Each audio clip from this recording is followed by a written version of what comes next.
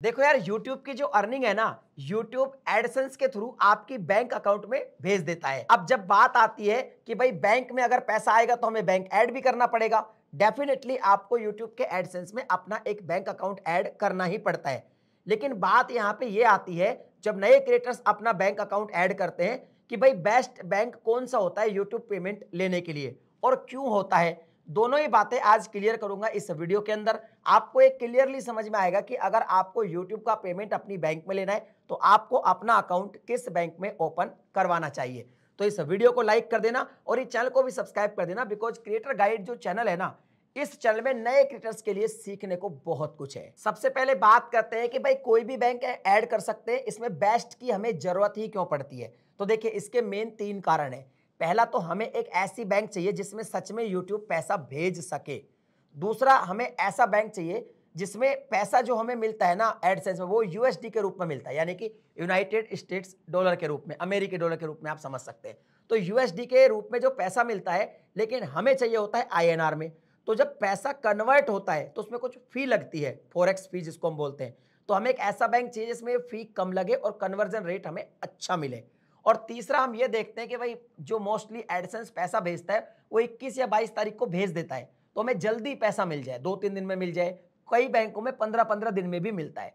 तो जब ये सारी जो प्रॉब्लम है, 3 प्रॉब्लम, इनको जब हम सोचते हैं तभी हम ये भी देखते हैं कि फिर बेस्ट बैंक कौन सा है जिसमें हमें पैसा भी मिल जाएगा, जल्दी भी मिल जाएगा और हाँ, कन्वर्जन रेट भी काफी कम लगेगा, यानी आपको सही आईएनआर मिलेंगे यूएसडी के बदले। तो जब बात आती है कि भाई बेस्ट बैंक फिर हम कौन सा चूज करें, तो देखिए सबसे पहला पॉइंट हमारा क्या था कि हमें एक ऐसी बैंक चाहिए जिसमें सच में पैसा आए। तो इसको पहचानने का एक तरीका है कि जो भी बैंक आपको स्विफ्ट कोड प्रोवाइड कर देती है उसमें आप पैसा ले सकते हैं। बिकॉज यूट्यूब का पैसा अगर आपको अपने बैंक में लेना है तो आपको अपने बैंक का एक स्विफ्ट कोड की रिक्वायरमेंट होगी। वो कैसे मिलेगा जी? गूगल पे सर्च मत करो, आप अपनी बैंक मैनेजर के पास जाओ और उससे बोलो कि भाई मेरे को स्विफ्ट कोड चाहिए, मैं एक ब्लॉगर हूं या यूट्यूबर हूं, मुझे एडसेंस के थ्रू बाहर से पैसा आता है। तो अगर वो आपको स्विफ्ट कोड प्रोवाइड कर सकता है तब तो बैंक ओके है। और अगर वो कहे कि भाई हमारी बैंक में स्विफ्ट कोड की कोई सुविधा नहीं है, इसका मतलब इस बैंक में तो अकाउंट ओपन करवाना ही नहीं है। तो ये तो क्लियर हो गया, जो बैंक का स्विफ्ट कोड है उसी में आपको पैसा मिलेगा। अब बात आती है कि जो पैसा मिलेगा ना वो मिलेगा बैंक में, और बैंक होते हैं 2 तरह के, एक होता है प्राइवेट बैंक, एक होता है गवर्नमेंट बैंक। सबसे पहले गवर्नमेंट बैंक की बात कर लेते हैं। तो देखिए, गवर्नमेंट बैंक काफी सारे हैं, लेकिन जो लीडिंग बैंक है वो है SBI, state bank of India, उसके बाद बीओबी है, बैंक ऑफ बड़ौदा, फिर है PNB, Punjab national of bank. अब चलिए बात करते हैं कि भाई साहब पंजाब नेशनल बैंक में जाएं अकाउंट खुलवाने, या फिर बैंक ऑफ बड़ौदा में जाएं, या फिर स्टेट बैंक ऑफ इंडिया में जाएं। एसबीआई की जहां तक बात है तो एसबीआई का जो रेमिटेंस है, फॉरेक्स रेमिटेंस, देखो आपका जो पैसा आता है वो फॉरेक्स डिपार्टमेंट में यूएसडी के रूप में आता है और ये पैसा आईएनआर में कन्वर्ट होता है। इसको हम फॉरेक्स बोलते हैं, रेमिटेंस बोलते हैं। कई बार रेमिटेंस का फॉर्म भी हमें फिलअप करना होता है। एसबीआई में जो रेमिटेंस है, फॉरेक्स रेमिटेंस, वो काफी बढ़िया है। यानी इसका मतलब ये हुआ कि जो आपका पैसा है वो आपको बहुत जल्दी मिल जाता है। अगर एग्जाम्पल के लिए एडसेंस ने 21 तारीख को सेंड किया तो आपको कभी कभी तो 22 तारीख को ही पैसा मिल जाएगा, या मोस्टली 23 तारीख को तो आपको पैसा मिल ही जाएगा। तो सबसे बड़ी बात क्या है कि इसमें पैसा डिले नहीं होता, आपको तुरंत ही मिल जाता है। अब बात करते हैं जी कन्वर्जन रेट की। तो देखिए, एसबीआई में जो कन्वर्जन रेट है वो ना तो बहुत ज्यादा है और ना ही बहुत कम है, एक एवरेज रेट आपको मिलता है। यानी जो फीस है इसकी वो बहुत ज्यादा भी नहीं है, बहुत कम नहीं, एक एवरेज कन्वर्जन रेट के साथ आपको पैसा मिल जाएगा, क्योंकि इसका जो फॉरेक्स रेमिटेंस है वो काफी रिलायबल है। अब चलते हैं जी बैंक ऑफ बड़ौदा की तरफ। बैंक ऑफ बड़ौदा में क्या होगा जी? बैंक ऑफ बड़ौदा में जो पैसा है वो आपको ज्यादा डिले तो नहीं होगा, लेकिन एसबीआई की तरह 1-2 दिन में नहीं आएगा। बैंक ऑफ बड़ौदा में आपका पैसे में 3-4 दिन लग सकता है। यानी 21 तारीख को भेजा तो 24-25 तारीख तक आपके अकाउंट में पैसा आएगा। कन्वर्जन रेट की बात करें तो बैंक ऑफ बड़ौदा का जो कन्वर्जन रेट है वो थोड़ा सा हाई है, स्लाइटली हाई है, बहुत ज्यादा हाई नहीं है लेकिन थोड़ा सा हाई है। और बैंक ऑफ बड़ौदा में एक और भी प्रॉब्लम है, मेरे काफी दोस्तों के साथ ऐसा हो चुका है कि जैसे आपका पैसा आ रहा है, 1 महीने आएगा, 2 महीने, 3 महीने, 4 महीने, हो सकता है 5वें महीने का पैसा होल्ड हो जाए, फिर वो होल्ड रहेगा, फिर आपको छठे का आ जाएगा, 7वें का आ जाएगा, 8वें का, 9वें का, 10वें का, हो सकता है 11वें महीने में आपके 2 पेमेंट आ जाए, जो होल्ड था वो आ जाए। तो ऐसे कभी कभी पैसे होल्ड की प्रॉब्लम भी बैंक ऑफ बड़ौदा में अक्सर देखी गई, और मेरे भी घर में काफी सारे एडसेंस अकाउंट है, उनमें भी कई बार ये प्रॉब्लम हुई है। अब बात करते हैं जी पंजाब नेशनल बैंक की। तो मैं मेरा एक चैनल है टेक्निकल योगी, उसके लिए मैं काफी 9 साल से ही पंजाब नेशनल बैंक यूज करता हूँ, और मैं प्राइवेट बैंक भी यूज करता हूँ क्योंकि मल्टीपल अकाउंट्स हैं मेरे ग्रुप में। तो हम लोग मल्टीपल अकाउंट्स हैं और मल्टीपल ही चैनल्स हैं, तो मेरे को काफी अच्छा एक्सपीरियंस है। पंजाब नेशनल बैंक की जहां तक बात है तो पंजाब नेशनल बैंक में जो पैसा है उसका कन्वर्जन रेट आपको काफी सही मिलता है, कोई दिक्कत नहीं है, कन्वर्जन रेट काफी सही मिलता है।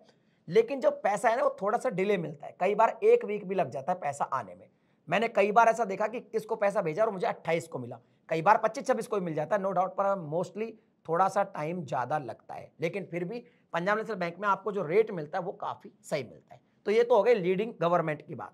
अब बात करते हैं लीडिंग प्राइवेट बैंक की बात। तो प्राइवेट में अगर लीडिंग बैंक अभी देखें तो एचडीएफसी है, आईसीआईसीआई हो गया, या फिर आपका कोटक महिंद्रा बैंक हो गया। इन तीनों का भी मुझे काफी अच्छा एक्सपीरियंस है।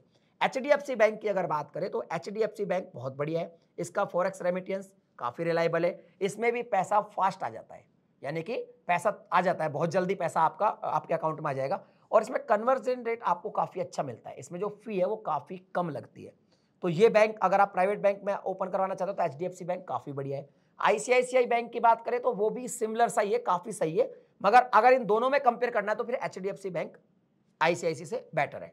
कोटक की अगर बात करें, कोटक बैंक में क्या होता है, पैसा तो आ जाता है, ज्यादा जल्दी तो नहीं आता 1-2 दिन में, पर हाँ 3-4 दिन के अंदर आता है, मोस्टली 5 दिन में पैसा आ ही जाता है। लेकिन कन्वर्जन रेट काफी हाई लगता है, काफी हाई लगता है। इवन क्या होता है कि अगर आपका प्रीमियम अकाउंट है तो आप अपने मैनेजर को रिक्वेस्ट भी कर सकते हो और मेल कर सकते हो कि भाई आपके यहाँ कन्वर्जन रेट बहुत ज्यादा लग रहा है, तो वो आपको भरोसा तो दिलाते हैं कि कन्वर्जन रेट आपका कम करवा देंगे, मगर वो करवाते नहीं है। तो आपको कन्वर्जन रेट काफी सही नहीं मिलता, यानी कि आपको जो प्राइस है वो थोड़ा कम मिलता है, फीस ज्यादा लगती है कोटक महिंद्रा बैंक में।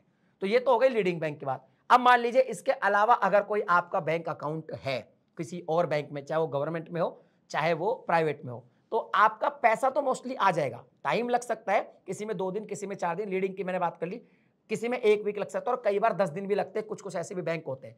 मगर जो कन्वर्जन रेट है ना वो अगर देखा जाए तो सबसे बढ़िया आपको जो मिलता है गवर्नमेंट में, पीएनबी में काफी अच्छा मिलता है, और इसमें एचडीएफसी में काफी अच्छा प्राइवेट बैंक में मिलता है। और एचडीएफसी बैंक और पीएनबी काफी रिलायबल है, आपका पैसा कभी होल्ड नहीं होता और आपको परेशान भी नहीं किया जाता, आपका पैसा आता रहता है, तो ये अच्छी बात है। तो अब अगर आपको कोई बेस्ट बैंक चुनना है, सबसे पहले तो आपको उसका स्विफ्ट कोड चेक करना है, उसके बाद गवर्नमेंट अगर आप चुने तो अगर आपको कन्वर्जन रेट से कुछ ज्यादा फर्क नहीं पड़ता तो एसबीआई चुन ले, कन्वर्जन रेट अच्छा चाहिए, पैसा चाहे डिले आए, थोड़ा 5-7 दिन में आ जाए, पीएनबी चुन ले। प्राइवेट बैंक में आप एचडीएफसी चुन सकते हैं, आईसीआईसीआई भी चुन सकते हैं, कोटक मत चुनिए क्योंकि कोटक में आपको थोड़ा सा फीस ज्यादा ही लगेगी। और अगर आपका कोई डाउट है तो आप मुझे कमेंट करें, आपका कौन सा बैंक अकाउंट है वो मुझे कमेंट सेक्शन में लिख के बताएं। मैं मिलता हूं आपसे अगली वीडियो में नए टॉपिक के साथ, तब तक के लिए जय।